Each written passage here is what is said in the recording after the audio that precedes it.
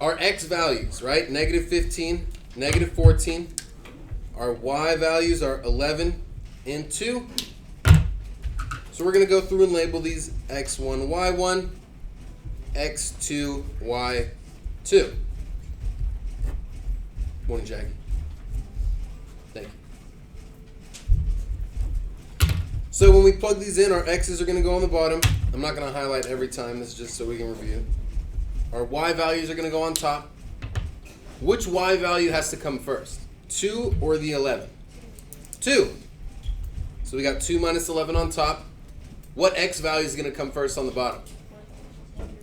Negative 14 minus negative 15. We see that double negative sign again. So we're going to turn that into a what? A plus sign. One big plus sign.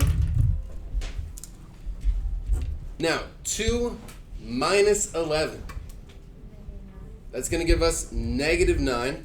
Right? If we only have $2, we can't spend $11. We'd be in the negative. So make sure your numerator is negative here. And then what's negative 14 plus 15 going to give us? 1. I saw whole lots of 29s yesterday. Please make sure you see why we got positive 1 there. Right? Think of it like this. If we have negative 14 plus 15, I've gone through this before, but we'll review. If we take that sign and number and this sign and number and swap their places, we have positive 15 minus 14, and that's pretty easy. 15 minus 14 gives us 1, right?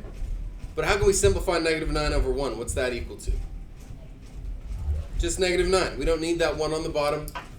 If you kept it, technically that's fine, but we don't need it. We can write that as negative 9, make it a little bit cleaner. You get it back now. It's 8:38. I appreciate it. Thank you. All right, over to 10, 11, and then we'll be good to go.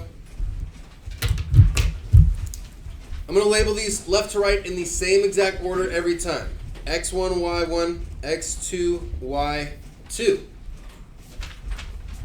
So negative 18 minus 6 over 2 minus 3. Negative 18 minus 6. If you spend $18 and then spend $6 more, how much did you spend in total? 24. Thank you. And then we got 2 minus 3. What's that going to be? Positive 1? Negative 1. If we have 2 and we subtract a bigger number from 2, we're going to end up with something negative, right? I see, okay. So 24 over 1, that's nice and simple. We get 24, but what's a negative divided by a negative going to give us for a sign? Positive, that's right. Whenever we have the same sign on the top and bottom, we get a positive answer. Minus over minus gives us a plus. We get 24. And finally, this one is very scary because we got every single coordinate is negative. We'll label them x1, y1, x2, y2.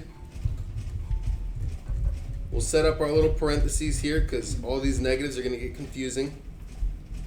Negative 12 minus negative 9 over negative 17 minus negative 10.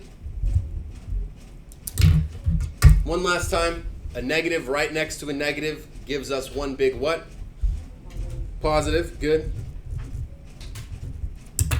So negative 12 plus 9 gives us negative 3, thank you. And negative 17 plus 10 gives us negative 7. Good, you guys are getting it. That's what I like to see. A negative over a negative, what happens? We get a positive. Can we simplify 3 over 7 at all? No, we cannot. Nice and quick. I feel like we're pretty confident with this, which is great to see because this is one of the trickier lessons of this unit. So if you're all good, all 12 of those are done. You can pass that forward. If you need more time, take more time. I'll leave this up here just for a second. Yeah. I'm not going to be here today. I got to go right after. Tuesday is the only date for tutoring. Tuesday. All right. Last year I did 2 days of tutoring a week, and it was too much. Too much.